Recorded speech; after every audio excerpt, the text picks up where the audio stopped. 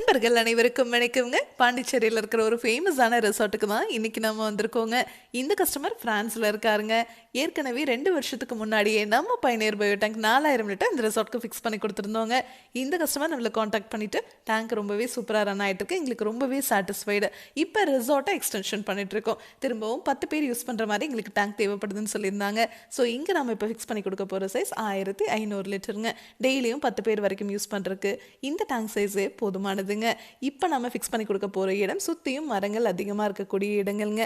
உங்களுக்கே தெரியும், தென்னை மரம் வேப்ப மரத்தோட வேர்கள் எல்லாம் ஆழம் போகாமல் நீளமாக வளரக்கூடியவை. அந்த மாதிரி இடத்துல தான் நம்ம டேங்கை ஃபிக்ஸ் பண்ணிட்டு இருக்கிறோங்க.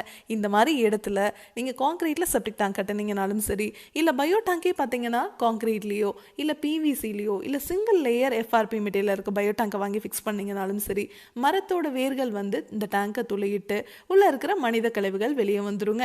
வெளியே வர மனித கழிவுகள் பக்கத்தில் போர் இருந்துச்சுன்னா அந்த தண்ணியோடும் கண்டிப்பாகவே கலந்துருங்க. ஆனால் நம்ம பயணியர் பயோ டேங்க் உங்களுக்கு பார்த்தீங்கன்னாவே தெரியும், இந்த டேங்க்கில் நம்ம எங்கேயுமே ஜாயின் கொடுத்துருக்க மாட்டோங்க.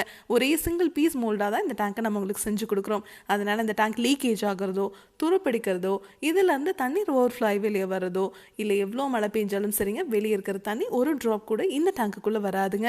வேர்கள் வந்து இந்த டேங்க்கு டச் ஆச்சுன்னா கூட அது ஆப்போசிட் டைரக்ஷனாக திருப்பி விடுமோ வழிய இந்த டேங்க்குள்ளே கண்டிப்பாகவே வேர்கள் இறங்காதுங்க.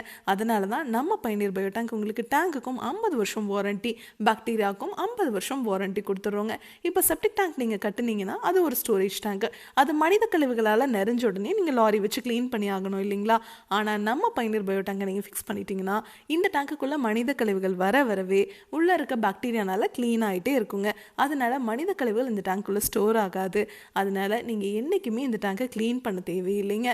இந்த டேங்கை ஃப்யூச்சரில் ஏதாவது எடுத்து வேறு பக்கம் மாற்றணும் அப்படின்னா கூட இந்த டேங்கை எடுத்து எந்த இடத்துல வேணாலும் உங்களால் ஃபிக்ஸ் பண்ணிக்க முடியுங்க. உங்களோட டாய்லெட் க்ளீன் பண்ணுறதுக்கு ஹார்பிக், டாமிக்ஸ் அந்த மாதிரி மார்க்கெட்டில் கிடைக்கிற எல்லா பிராண்டட் ப்ராடக்ட்ஸும் யூஸ் பண்ணிக்கலாங்க.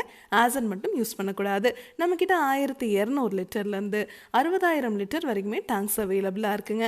அதாவது 2 பேர்லேருந்து 580 பேர் யூஸ் பண்ணுற வரைக்குமே எங்களால் சிங்கிள் டேங்காகவே கொடுக்க முடியுங்க.